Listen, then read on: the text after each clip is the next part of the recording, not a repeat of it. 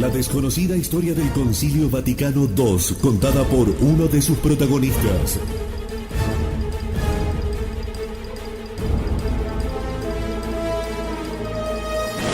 El Rin desemboca en el Tíber, de Ralph Wilhelm.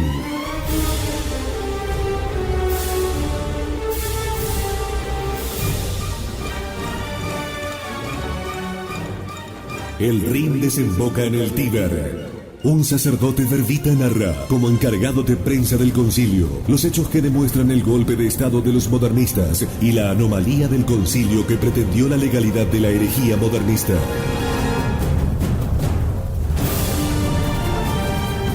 Imprescindible para conocer la historia y entender lo que nos está pasando. El Rin desemboca en el Tíber. En la voz de Fabián Vázquez. A continuación, en Radio Cristiandad. 24 horas para que Cristo reine.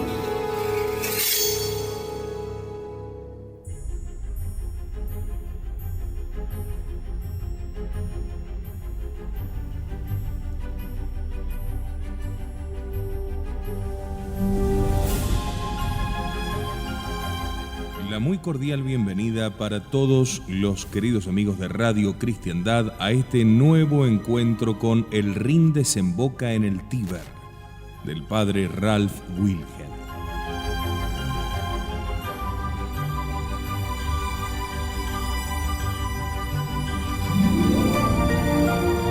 Como bien sabemos, uno de los aspectos más destacados de los cambios realizados por el Concilio Vaticano II ha tenido que ver con los seminarios y con las escuelas católicas.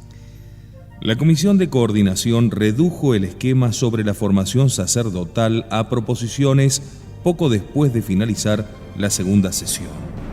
En cartas del 11 de mayo y el 7 de julio de 1964, el secretario general informó a los padres conciliares del procedimiento prescrito para las proposiciones. No se aceptarían propuestas para enmendar el texto, pero tendría lugar una votación tras la lectura de un informe introductorio. Sin embargo, los padres conciliares de habla alemana y escandinavos, reunidos en Innsbruck en mayo de 1964, prepararon 15 largas páginas de comentarios. A todos los efectos prácticos, ello suponía un esquema alternativo, pues contenía numerosas propuestas de reordenar el texto de las proposiciones e insertar extensos añadidos. El grado de control ejercido por este pequeño grupo de obispos sobre el concilio se hizo patente el día 14 de octubre de 1964 durante la tercera sesión, cuando todos los padres conciliares recibieron una edición revisada de las proposiciones. Eran 2 veces más largas que antes, muchas habían cambiado y habían tenido lugar prolijas añadiduras. Una cuidadosa comparación de estas proposiciones revisadas dejaba perfectamente claro que en torno al 90% de los cambios y añadiduras procedían del comentario de estas 15 páginas preparado por la conferencia de Innsbruck. Esta era una prueba suficiente de que uno de los propósitos de reducir los esquemas a breves proposiciones había sido hacer posible la introducción de más ideas de los obispos y periti de la Alianza Europea. Las proposiciones revisadas se debatieron el 12 de noviembre de 1964. El obispo auxiliar Józef Strasga de Polonia, en nombre de los obispos polacos, alabó el texto, pero observó que sus principios sobre la formación sacerdotal se afirmaban de forma demasiado vaga. No basta con decir que la autoridad territorial competente podrá adaptar la formación sacerdotal a las circunstancias locales, dijo, porque esas autoridades esperan recibir del concilio normas válidas para todo el mundo. El arzobispo Giovanni Colombo de Milán, Italia, rector del Seminario Mayor Arquidiocesano de Milán entre el 54 y el 63, dijo que un gran defecto de la formación sacerdotal era la falta de unidad orgánica. Se debía, según dijo, a que los programas de formación espiritual, intelectual, pastoral y disciplinar son independientes unos de otros, de modo que cada uno sigue su camino sin un común punto de encuentro, sin ninguna idea unificadora y dinámica. El esquema remediaba este fallo estableciendo que Jesucristo es el punto unificador y focal, y puesto que en estas proposiciones se afirma de forma tan magnífica que la renovación de los seminarios depende más de hombres cualificados que de buenos preceptos, añadió: no permitamos dilación alguna, ni ahorremos sacrificios en procurarnos tales hombres que sean verdaderos especialistas y que estén animados por el espíritu del concilio.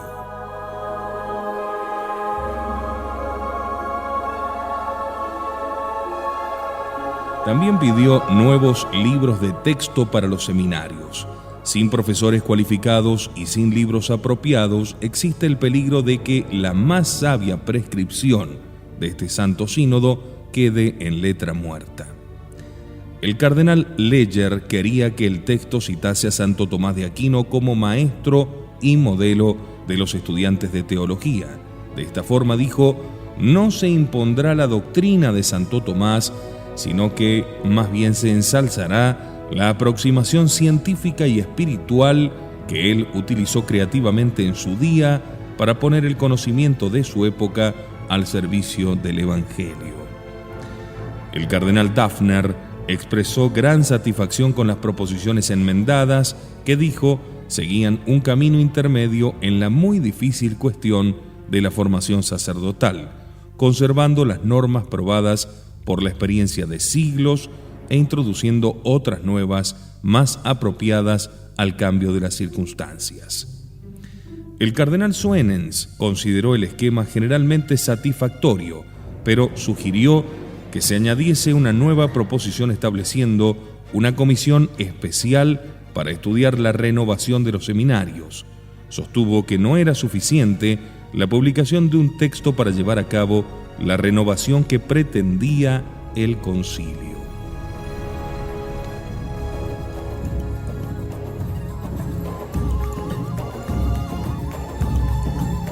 El obispo Sani de Bali dijo que el concilio no debía insistir tanto en los aspectos negativos de la separación respecto al mundo.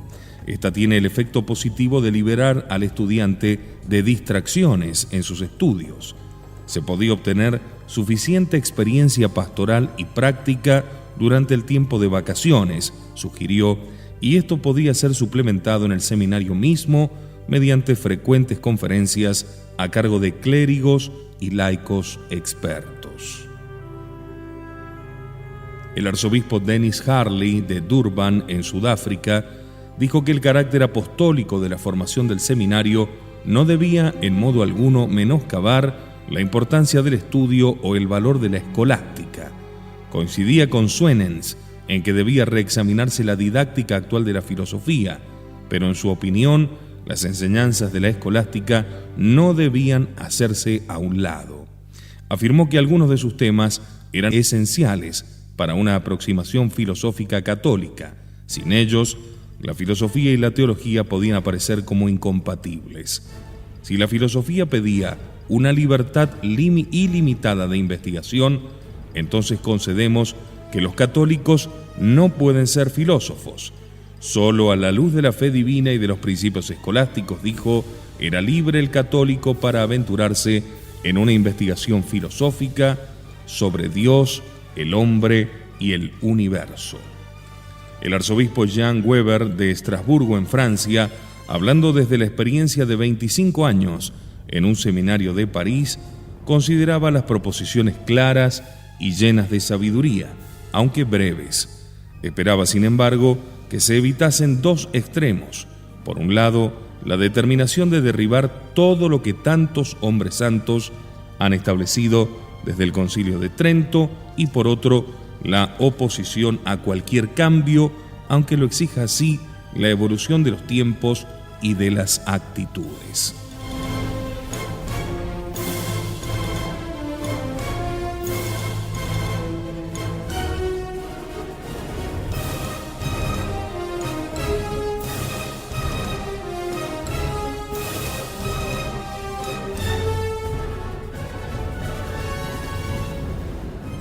Uno de los últimos oradores fue el arzobispo Garrone de Toulouse, en Francia. Alabó el esquema y consideró oportunísimo el epígrafe 1 por afirmar que los programas de formación sacerdotal debían confeccionarlos en cada país las conferencias episcopales, revisarse a intervalos establecidos y ser aprobados por la sede apostólica. Esto aseguraría la adaptación de las leyes universales a las especiales circunstancias de tiempo y lugar, de modo que la formación sacerdotal siempre respondería a necesidades pastorales del área donde se ejercería el ministerio. Esta descentralización, dijo el arzobispo, modificaría y aumentaría las obligaciones de la Sagrada Congregación de Seminarios, que tendría ahora que familiarizarse con las necesidades y los problemas de los diferentes países y tomar nota de los avances y de los cambios en las disciplinas impartidas en el seminario. Para conseguir el primero de estos objetivos, la Sagrada Congregación no debía seguir yendo a remolque de los tiempos, ni aproximarse a ellos de forma negativa. También sería necesario que esta congregación tuviese miembros de todo el mundo, de modo que pudiese conocer mejor las circunstancias de la vida sacerdotal. El segundo objetivo podía conseguirse si la Sagrada Congregación utilizaba los servicios de verdaderos expertos en las ciencias sagradas y sociales e igualmente representantes de todas las regiones del mundo.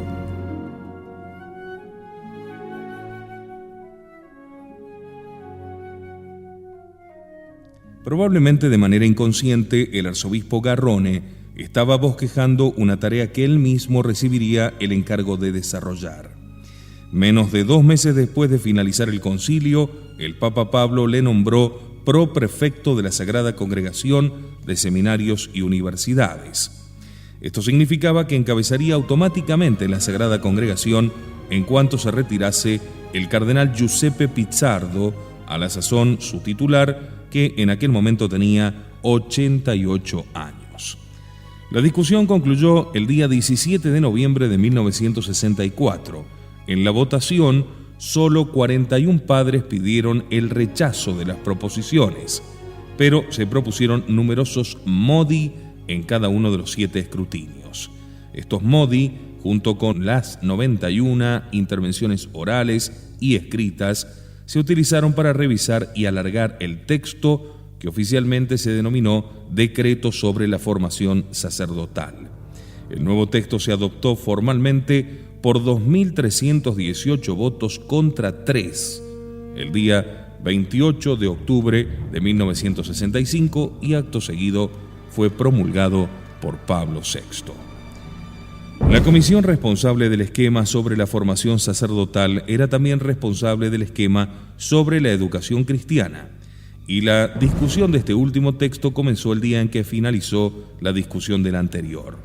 Una vez más, los padres conciliares se vieron sorprendidos por la distribución de un conjunto ya revisado de proposiciones. Esta vez, sin embargo, el texto había sido recortado en vez de ampliado. Las proposiciones distribuidas antes de la apertura de la tercera sesión contenían 17 epígrafes y ocupaban 165 líneas. La versión revisada contenía 11 epígrafes y ocupaba 106 líneas. Este texto extremadamente breve constituía la 7ª revisión de este esquema.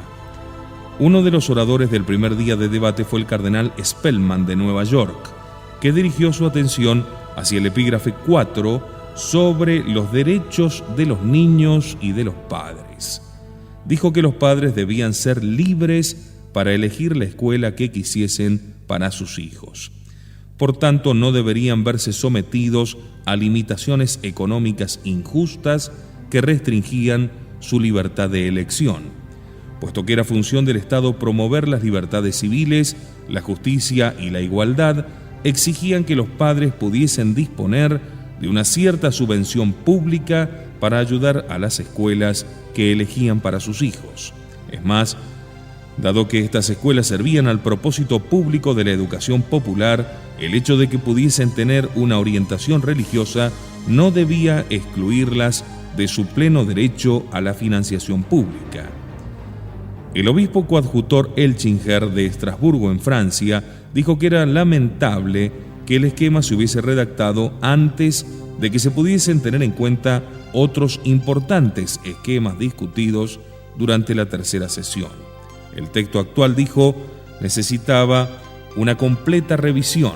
El propósito que anima la educación cristiana debe ser el desarrollo de lo que denominó espíritu misionero, de modo que los jóvenes así educados no ocultasen su fe, sino que basasen en su fe cristiana su vida personal y social en la sociedad de mentalidad pluralista y ecuménica en la que vivían.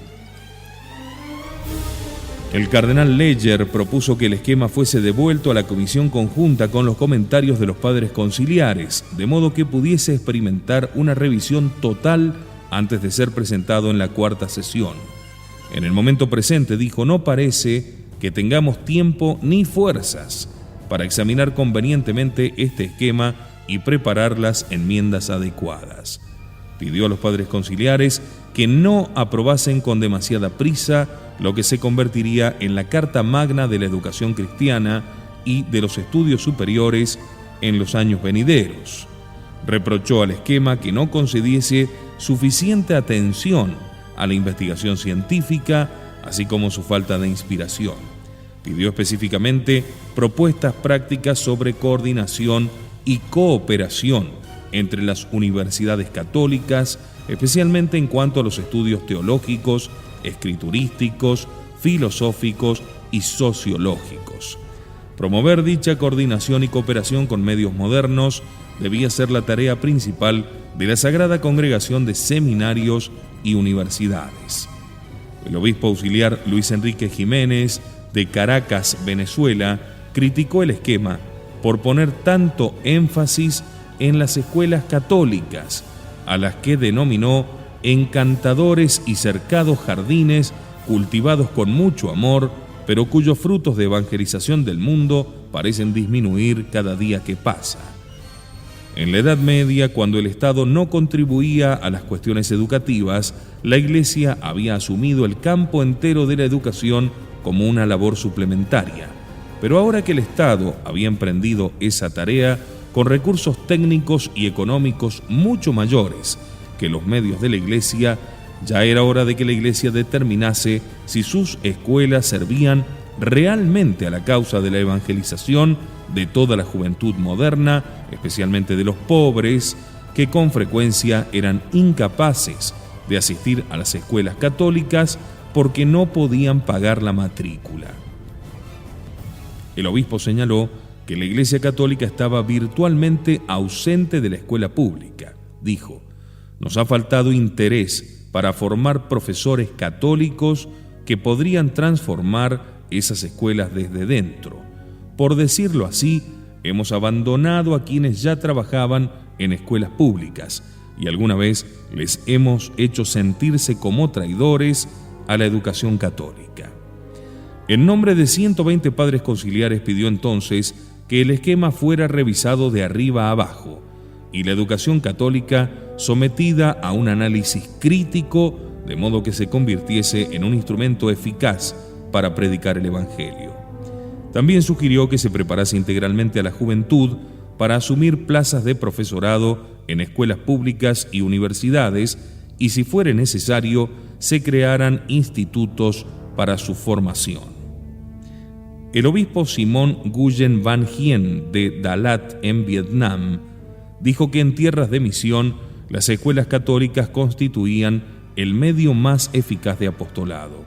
En Asia, donde la moral cristiana era muy estimada, muchos padres no cristianos preferían enviar a sus hijos a escuelas católicas, especialmente cuando éstas estaban dirigidas por sacerdotes y religiosos.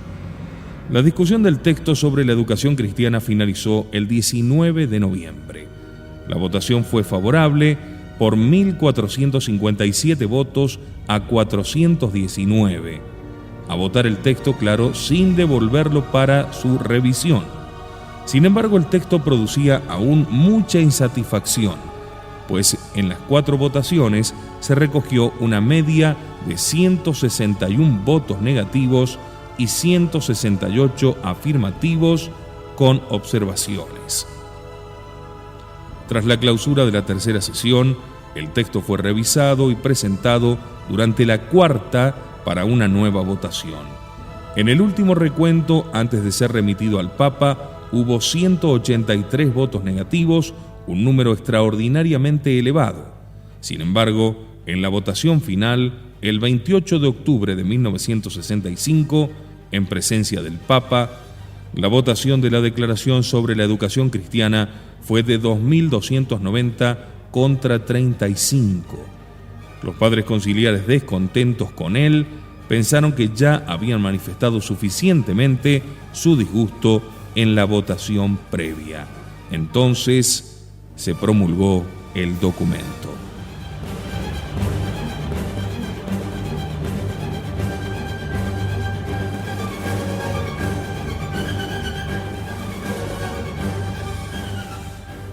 La más importante y dramática batalla que tuvo lugar en el Concilio Vaticano II no fue, como muchos suponen, la ampliamente divulgada polémica sobre la libertad religiosa, sino que fue la de la colegialidad que transcurrió principalmente entre bastidores y que nosotros le comentaremos luego de esta pausa.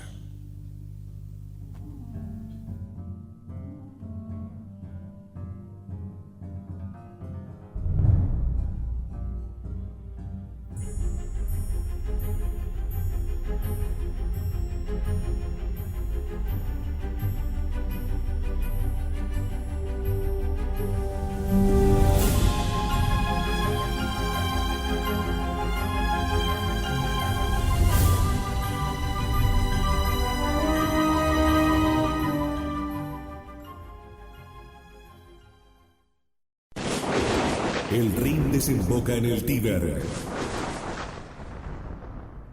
En la voz de Fabián Vázquez.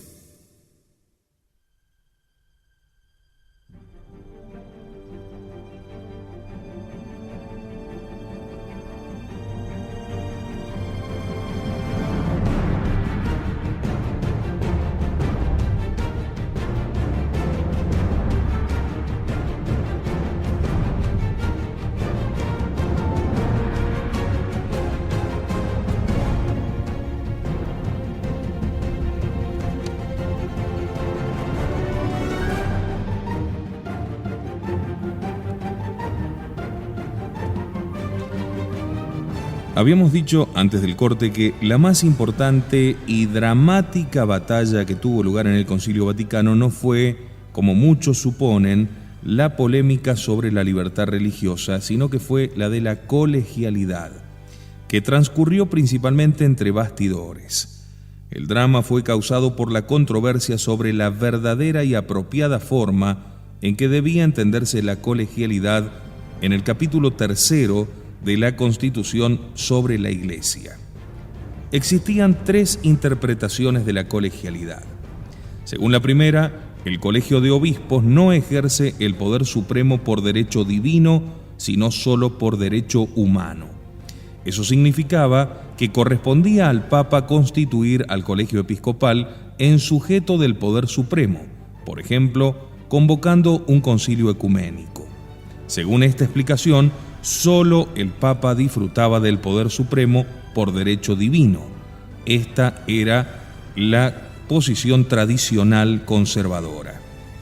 Según la segunda interpretación, la llamada extremista, que defendían y promovían algunos liberales, el único sujeto del poder supremo era el Colegio de Obispos junto con su cabeza, el Papa. El Papa podía ejercer el poder supremo, pero al hacerlo actuaba solo como cabeza del Colegio Episcopal, o en otras palabras, solo en la medida en que representaba a éste. Estaba obligado en conciencia a pedir la opinión del Colegio de Obispos antes de pronunciarse, porque como representante del colegio estaba obligado a expresar su pensamiento. Según la tercera interpretación, la moderada, que sostenían el Papa Pablo y otros padres conciliares liberales, el Papa personalmente era el sujeto supremo del poder en la Iglesia, y también el colegio de obispos unido a su cabeza el Papa. En esta hipótesis, el consentimiento del Papa era necesario como elemento constitutivo esencial del supremo poder del colegio. En otras palabras, el Papa poseía el poder supremo por derecho divino y era siempre libre de usarlo, mientras que el colegio episcopal poseía el poder supremo por derecho divino, pero no era siempre libre para utilizarlo. Puesto que el colegio estaba obligado a actuar con su cabeza y bajo su cabeza el Papa, dependía del Papa para utilizar su poder supremo. De esta forma, la unidad de la suprema autoridad en la Iglesia no quedaba menoscabada. El Papa Pablo, primero como sacerdote y luego como cardenal arzobispo de Milán, había estudiado profundamente la estructura jerárquica de la Iglesia y el problema de la colegialidad. Como Papa se mantuvo al tanto de la bibliografía teológica más reciente y de los progresos de ese campo. En los archivos oficiales del período preparatorio del concilio, su nombre puede encontrarse en documentos que piden precisar los poderes y carismas propios de los obispos en el gobierno de la Iglesia según la voluntad de Cristo. Una vez convertido en Papa, informó a la Comisión Teológica de sus opiniones y obtuvo la impresión de que ellos las compartían. Como vemos, ya de arranque, el Papa Pablo VI pertenecía totalmente al ala liberal, aunque no fuera un extremista, era de la línea moderada, pero no dejaba de estar en un plan antitradicional.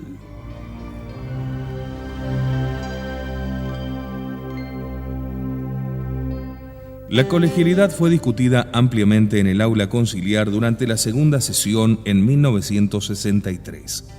La Comisión Teológica creó una subcomisión sobre la colegialidad que trabajó tan rápidamente que el 6 de marzo del 64 estaba ya listo el texto revisado sobre la colegialidad. Luego fue enviado al Papa Pablo, pero no quedó satisfecho con él, y el 19 de mayo de 1964 cursó al secretario general algunas sugerencias que deseaba tomase en consideración la Comisión Teológica, afirmando que era libre para adoptarlas o no en su siguiente sesión plenaria prevista para el 5 de julio. El 27 de mayo el secretario general escribió al padre Benjamín Wambach, secretario de la Comisión Pontificia para los Estudios Bíblicos, en nombre del Papa Pablo, pidiendo respuesta urgente a dos cuestiones. La primera era si, según la Comisión Pontificia, el siguiente texto del esquema podía ser probado con las Escrituras.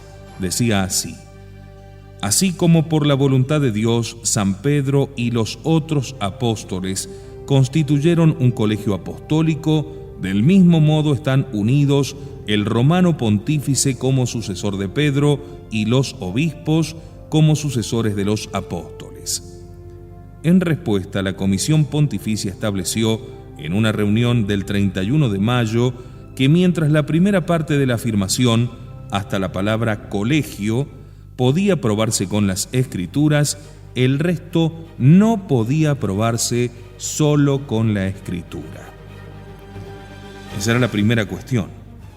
La segunda era si podía decirse, a partir de los pasajes bíblicos indicados en la siguiente frase, que el oficio de atar y desatar, confiado solo a Pedro, pertenecía también al colegio de los apóstoles en el sentido definido en el esquema.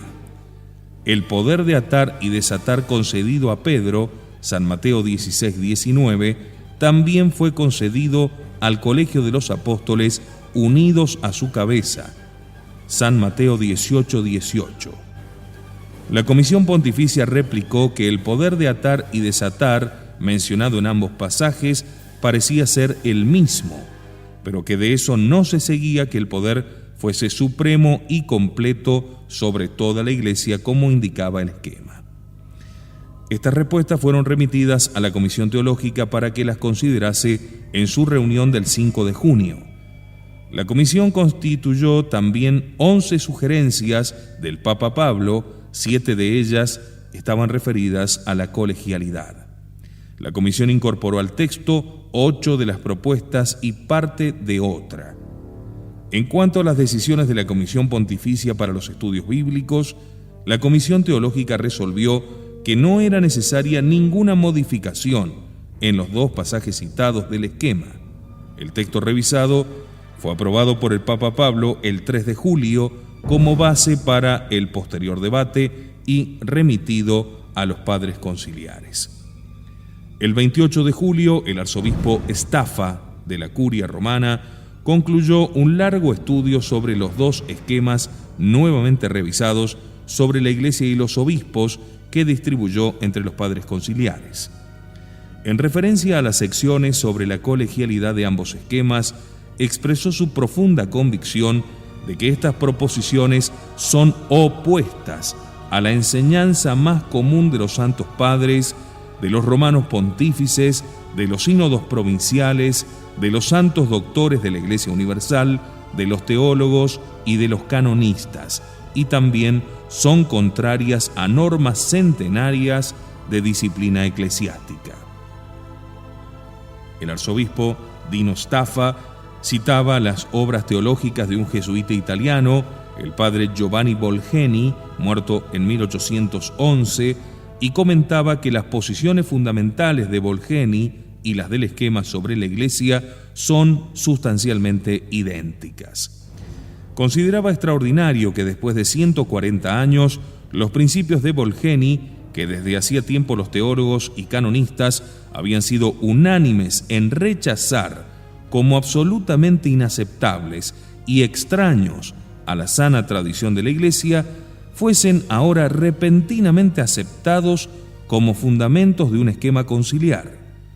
Sostuvo que el esquema privaba al Papa de su supremo poder personal y limitaba su primacía a servir de moderador para los obispos, en quienes, según el esquema, residía el supremo poder. Al día siguiente, a la apertura de la tercera sesión, el arzobispo Dino Staffa disponía de una lista de más de 70 nombres que remitió a los cardenales moderadores con la petición de que se le permitiese dirigirse a la Asamblea General antes de iniciar la votación sobre el importante capítulo 3 sobre la colegialidad. Apeló directamente al artículo 57.6 del reglamento, según el cual, incluso después de concluida la discusión sobre un punto específico, la opinión minoritaria tenía derecho a designar 3 oradores a los que también se les concedería el privilegio de sobrepasar los 10 minutos de tiempo en su intervención, siempre que la petición se realizase en nombre de al menos otros 70 padres conciliares. La petición del arzobispo Staffa, como se imaginarán, no fue atendida. La votación del tercer capítulo tuvo lugar del 21 al 29 de septiembre. 8 de las votaciones se referían al epígrafe 22 sobre la colegialidad y en 3 votaciones distintas se recogieron más de 300 votos negativos. En una votación de conjunto sobre la colegialidad, el resultado fue de 1.624 votos afirmativos y 572 votos afirmativos con observaciones, en tanto que había 42 votos decididamente negativos. Muchas de las observaciones realizadas en esta votación habían sido preparadas por el Grupo Internacional de Padres, uno de cuyos colaboradores era el arzobispo Staffa. La subcomisión sobre colegialidad de la Comisión Teológica trabajó duramente comparando estas observaciones entre sí y con el texto del esquema. El trabajo se completó en aproximadamente un mes, dado el grandísimo número de periti dedicados a él. Los miembros de la comisión eran los siguientes: arzobispo Parente de la Curia, arzobispo Florit de Florencia, el obispo Schrofer de Eichstätt, el obispo Hermann Volk de Mainz, obispo auxiliar Heuschen de Lieja y el obispo auxiliar Enríquez Jiménez de Caracas. Los periti eran los padres Ranner, Ratzinger, Salaberry, Schoff, Smolders, Tils, Betty, Danis, Dercole, Gagnevet, Lambruschini, Macarrone y Mueller. Antes de completar el trabajo, el arzobispo Staffa y los líderes del Grupo Internacional de Padres supieron que sus observaciones estaban siendo ignoradas por la subcomisión sobre la colegialidad, mientras que otras consideradas menos importantes estaban siendo incorporadas al texto. Entonces el arzobispo Staffa compuso una larga carta al Papa Pablo, fechada 7 de noviembre del 64, de la cual se hicieron copias para 12 activos miembros del grupo, cada uno de los cuales pasó el texto a otros 12 padres conciliares, invitándoles a leerla y firmarla. Este proyecto se conoció como Operación Staffa. Como se rumoreó que el informe de la Comisión Teológica sobre la revisión del esquema ya estaba en prensa, hubo que interrumpir la recogida de firmas. La carta transmitía al Papa la convicción de los firmantes de que el esquema incluía una forma extrema de colegialidad y de que se verían obligados en conciencia a votar negativamente.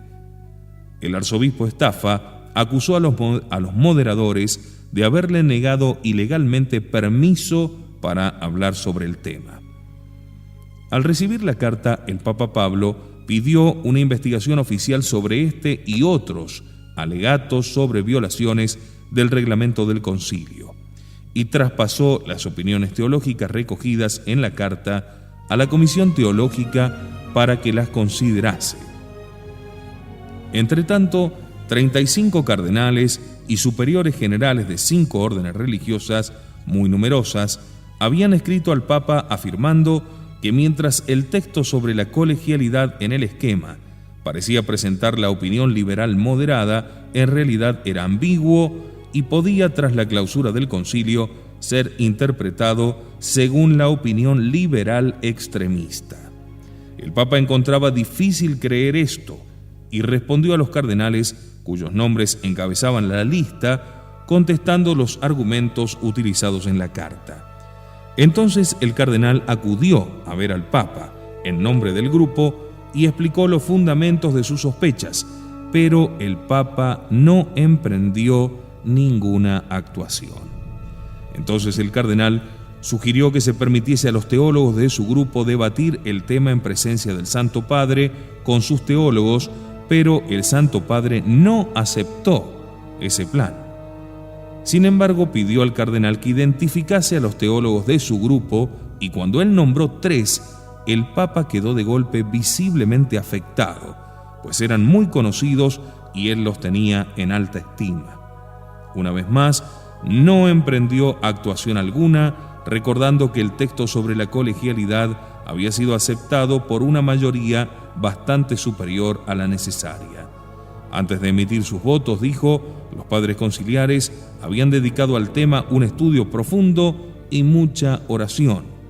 El cardenal se excusó por indicar que él no podía compartir totalmente sus sentimientos, pero el Papa siguió sin actuar a causa de su gran confianza en la Comisión Teológica. Entonces, uno de los liberales extremistas cometió el error de referirse en un escrito a algunos de esos pasajes ambiguos, indicando cómo debían interpretarse después del concilio. Este papel cayó en manos del mencionado grupo de cardenales y superiores generales, cuyo representante lo trasladó directamente al Papa. El Papa Pablo, comprendiendo finalmente que había sido engañado, se derrumbó y lloró delante de él. ¿Cuál era el remedio? Puesto que el texto del esquema no hacía positivamente ninguna afirmación falsa, sino que simplemente utilizaba términos ambiguos, la ambigüedad podía clarificarse adjuntando al texto una explicación cuidadosamente redactada. Ese es el origen de la nota explicativa previa que fue añadida al esquema. El 10 de noviembre de 1964, el Papa Pablo ordenó sin dilación a su secretario de Estado que escribiese al cardenal Ottaviani informándole de que aún había en el esquema algunos puntos que debían ser redactados con mayor precisión. En particular deseaba que se afirmase expresamente que un constitutivo necesario y esencial de la autoridad colegial de los obispos era el consentimiento del romano pontífice. En la carta se incluían propuestas concretas de cambios que podían aclarar el texto y que, insistía ahora el Papa, debían incorporarse a este para que él pudiese apoyarlo y promulgarlo. Y para asegurarse completamente de que después del concilio nadie pudiese interpretar el concepto de colegialidad en el sentido liberal extremista, la Comisión Teológica debía preparar una nota explicativa previa que precediese a este capítulo concreto.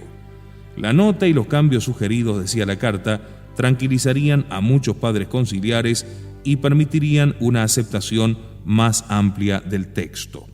La carta incluía también un estudio especial del padre Wilhelm Bertrams, jesuita, sobre la colegialidad.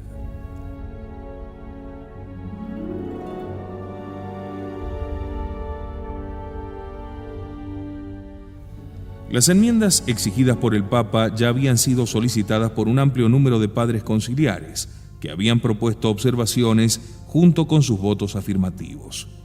Antes, sin embargo, la Comisión Teológica había prescindido siempre de ellas, afirmando que las observaciones eran contrarias a los deseos de la mayoría.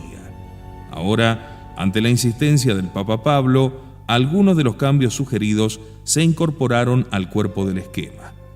La Comisión Teológica redactó también la nota prescrita y la envió al Papa, quien incorporó algún retoque todavía antes de dar su aprobación. El sábado 14 de noviembre se distribuyó en el aula conciliar el folleto que contenía las observaciones propuestas por los padres conciliares al capítulo 3, junto con las respuestas de la Comisión Teológica y la nota explicativa. Dicha nota fue interpretada como un añadido realizado por la comisión a iniciativa propia, porque comenzaba diciendo: la comisión decreta que las siguientes observaciones generales antecedan a la valoración de las observaciones. En las siguientes 48 horas, los padres conciliares y los periti discutieron abundantemente el significado de la nota. Unos sostenían que modificaba la doctrina contenida en el esquema. Otros arguían que, estando las explicaciones contenidas en una nota y no en el texto, no cambiaban en nada el esquema. El lunes 16 de noviembre, el secretario general hizo 3 importantes anuncios dirigidos a todos los padres conciliares, incluyendo la presidencia del concilio y los cardenales moderadores. Los 2 primeros, aunque no se decía, se referían a la carta del 7 de noviembre preparada por el arzobispo Staffa. La tercera se refería a la nota explicativa. El secretario general, utilizando terminología de la curia, se refería directamente al Papa como la autoridad superior.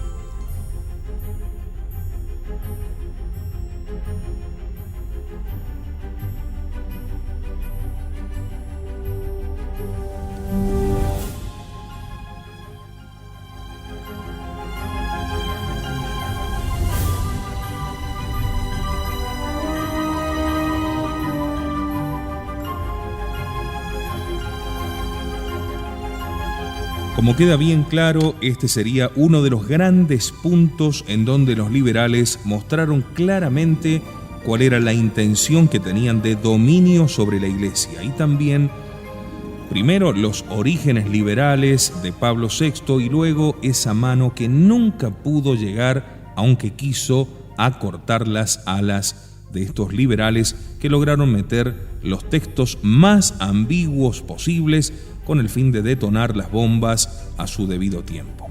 Seguiremos contando esta desconocida historia del concilio en nuestro próximo encuentro aquí en Radio Cristiandad con El Rin desemboca en el Tíber.